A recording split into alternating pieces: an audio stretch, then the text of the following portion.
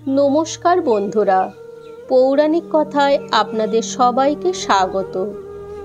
আজ আমরা জানব হর পার্বতীর জ্যেষ্ঠ পুত্র ছিল কার্তিক, কিন্তু তার সত্ত্বেও কেন কনিষ্ঠ পুত্র গণেশকে শিব পার্বতী আগে বিয়ে দিতে বাধ্য হয়েছিলেন। তাছাড়া কার কথা শুনে কার্তিক আর কোনোদিনই বিয়েই করলেন না। দেবতারা প্রত্যেকে খুব সুন্দর দেখতে, কিন্তু গণেশ হলেন গজানন, তার হাতির মতো মুখ। তাই কার্তিকের থেকে এই পুত্রের প্রতি মা বাবার স্নেহ একটু বেশি। গণেশও চেষ্টা করেন তার বাবা মাকে খুশি করতে। কার্তিকও মা বাবার সেবায় সততই নিয়োজিত থাকে। দেবী হৈমবতী শঙ্করকে বললেন, ছেলেরা যুবক হয়ে উঠেছে, এখন তাদের বিয়ে দেওয়া উচিত। শিব বললেন, তুমি ঠিক বলেছ, দুই পুত্রই আমাদের কাছে সমান প্রিয়, তাহলে কার আগে বিয়ে দেব? কার্তিক গণেশের চেয়ে বড়, তাহলে কার্তিককেই আগে বিয়ে দেওয়া উচিত। হর পার্বতী দুজনে মিলে একটা যুক্তি করলেন এবং সেই মতো তাদের দুই ছেলেকে ডেকে পাঠালেন। ছেলেরা দুজনেই হাজির হলেন তাদের সামনে এবং প্রণাম জানালেন। মহেশ্বর পুত্রদের বললেন, তোমরা দুজনেই আমাদের কাছে সমান। আমরা ঠিক করেছি যে আগে পৃথিবী পরিক্রমা করে আসবে তার আগে বিয়ে হবে। বাবার কথা শুনে কার্তিক খুব আনন্দিত হলেন। তার ময়ূর বাহন আছে, তিনি চড়ে বসলেন ময়ূরের পিঠের উপর। উড়ে চলল ময়ূর। মনে তার বিশ্বাস ছিল যে তিনি এই পরীক্ষায় জয়ী হবেন। গণেশ এই পরীক্ষায় জয়ী হতে পারবেন না, কারণ তার বাহন মুশিক গণেশের ভার বহন করতে পারবে না। তো তাকে বয়ে নিয়ে যাবে কি করে? আর নিয়ে গেলেও কতটুকু নিয়ে যাবে? গণেশ চিন্তিত হয়ে পড়লেন। ভাবলেন, বাবা মার এই নিয়মে দাদারই জয় হবে, আমার দ্বারা এ কাজ সম্ভব নয়, দাদাই জয়ী হবে। সেই জন্য দাদার আগে বিয়ে আমি না হয় পরে বিয়ে করব। আমার বাহন তো আমাকে নিয়ে চলতেই পারবে না, আর যদি হেঁটে যেতে যাই তাহলে তো হাঁপিয়ে পড়ব। গণেশ এই সব ভেবে বিষণ্ণ হয়ে পড়লেন। তারপরে তার মনে পড়ল শাস্ত্রের কথা, পিতামাতার চরণ পূজা করে প্রদক্ষিণ করলে সমগ্র পৃথিবী প্রদক্ষিণের ফল লাভ হয়। এই কথা ভেবে তিনি মনে মনে প্রফুল্লিত হলেন। যথাবিধি স্নান করে পিতামাতাকে একটি পবিত্র আসনে বসিয়ে ভক্তি ভরে আনন্দের সঙ্গে পূজা করলেন। তারপরে 7 বার প্রদক্ষিণ করলেন। জোর হাতে তাদের সামনে এসে দাঁড়ালেন। পুত্রের কীর্তি দেখে হর পার্বতী খুব খুশি হলেন। তারপরে গণেশ বললেন, হে পিতা, হে মাতা, আপনারা বলেছিলেন যে আগে পৃথিবী প্রদক্ষিণ করবে তার আগে বিয়ে দেবেন, তাহলে আমার বিয়ের ব্যবস্থা করুন।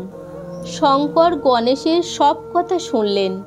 বললেন, তুমি তো নিয়ম পালন করনি, তাহলে কি করে তোমায় আগে বিয়ে দেব? তুমি আগে পৃথিবী প্রদক্ষিণ করে এসো। কার্তিক চলে গেল সেই উদ্দেশ্যে, আর তুমি তো শুরুই করনি। পিতার কথা শুনে গজানন বললেন, আমি তো 7 বার পৃথিবী প্রদক্ষিণ করলাম। এই যে আমি আপনাদের চরণ পূজা করে 7 বার প্রদক্ষিণ করলাম, এতে কি আমার পৃথিবী প্রদক্ষিণ হলো না? আর যে পিতামাতার পূজা না করে পুণ্যের আশায় তীর্থে তীর্থে ভ্রমণ করে, তার কি পৃথিবী প্রদক্ষিণ হয়? পুত্রের প্রধান তীর্থ পিতামাতার পাদপদ্ম, যেমনি স্বামী পত্নীর পরম তীর্থক্ষেত্র। এখন আমি আপনাদের প্রদক্ষিণ করলাম, এ তো পৃথিবী পরিক্রমা হলো। আর যদি না হয়ে থাকে তাহলে বেদ বাক্যকে মিথ্যা বলতে হয়। শিব দুর্গা গণেশের কথা শুনে অতীব বিস্মিত হলেন। তারা বললেন, গজানন, তুমি ঠিক বলেছ, বেদবাক্য কখনো মিথ্যা হয় না। শিব বিশ্বরূপের 2 কন্যা সিদ্ধি আর বুদ্ধির সঙ্গে গণেশের বিয়ে দিলেন। তারা দুজনেই ছিলেন সর্বসুলক্ষণা, মনোরমা, সুবদনী। শিব বিশ্বকর্মাকে ডেকে পাঠালেন। বিশ্বকর্মা এলেন এবং শিবের ইচ্ছায় বিচিত্র রকমের ফুল, লতা পাতা আর অলংকার দিয়ে একটি সুন্দর সভাগৃহ সাজানো হলো। সেই বিয়েতে এলেন দেবতা, গন্ধর্ব, যক্ষ, ঋষিগণ। তারপরে সেখানে সিদ্ধি ও বুদ্ধিকে আনা হলো শুভক্ষণে। সকল অতিথিরা আনন্দিত হলেন। গণেশও খুব খুশি হলেন। কিছুদিন পরে সিদ্ধির গর্ভে জন্ম নিল লক্ষ্য এবং বুদ্ধির গর্ভে জন্ম নিল লাভ নামে পুত্র। গণেশের এই দুই পুত্রের জন্ম হলো। এইভাবে গজাননের সংসার জীবন মহানন্দে কাটতে লাগলো। একদিন সারা পৃথিবী ঘুরে কার্তিক এলেন কৈলাসে। কার্তিককে ডেকে নারদ জানালেন যে গণেশের বিয়ে হয়ে গেছে। তোমাকে পৃথিবী প্রদক্ষিণের ছলে দূরে পাঠিয়ে দিয়ে তোমার বাবা মা তাদের প্রিয় পুত্র গণেশের বিয়ে দিয়ে দিয়েছেন। বিশ্বরূপের দুই কন্যাকে গণেশ বিয়ে করে খুব সুখে আছে। বর্তমানে তার দুটি সন্তানও হয়েছে। আর তুমি এত কষ্ট করে পৃথিবী ঘুরে এলে। বাবা মা অন্যায় করলে কি করবে নিজের? অন্যের কথা আর কি বলবো। মা যদি ছেলের মুখে বিষ তুলে দেয়, বাবা যদি ছেলেকে বিক্রি করে, আর রাজা যদি সব চুরি করে নেয়, তাহলে কার কাছে গিয়ে প্রতিবাদ করবে? দেখো সরানন, যারা তোমার সঙ্গে এমন ব্যবহার করেছে তাদের মুখ দেখা উচিত নয়।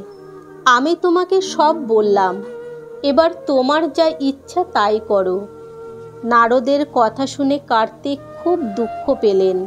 তারপর রেগে গিয়ে হর পার্বতীকে প্রণাম করলেন এবং চলে গেলেন ক্রৌচ পর্বতের কাছে। হরগৌরী ছেলেকে চলে যেতে দেখে তারা ডাকতে লাগলেন, তুমি এইমাত্র পৃথিবী প্রদক্ষিণ করে এসেছো, এখন তোমার বিবাহ দেব, কিন্তু তুমি আমাদের কিছু না বলে চলে যাচ্ছ কেন? তখন কার্তিক রেগে গিয়ে বললেন, আমাকে আপনারা ছল করে পৃথিবী পরিক্রমা করতে পাঠিয়ে দিয়ে গণেশের বিয়ে দিয়ে দিলেন। এই কথা বলেই কার্তিক চলে গেলেন ক্রৌচ পর্বতে। সেখানেই রয়ে গেলেন। পিতামাতার উপর রাগ করে আর বিয়েই করলেন না। সেই জন্য তার আর এক নাম হলো কুমার। শাস্ত্রে আছে, কার্তিকী পূর্ণিমার কৃত্তিকা নক্ষত্রে কুমারকে দর্শন করলে সর্বপাপ নষ্ট হয় আর সকল মনোবাসনা পূর্ণ হয়। তাহলে বন্ধুরা, আজ এই পর্যন্ত। দেখা হচ্ছে পরের নতুন কোনো ভিডিও নিয়ে। তত সময় সবাই ভালো থাকবেন, সুস্থ থাকবেন। হরে কৃষ্ণ।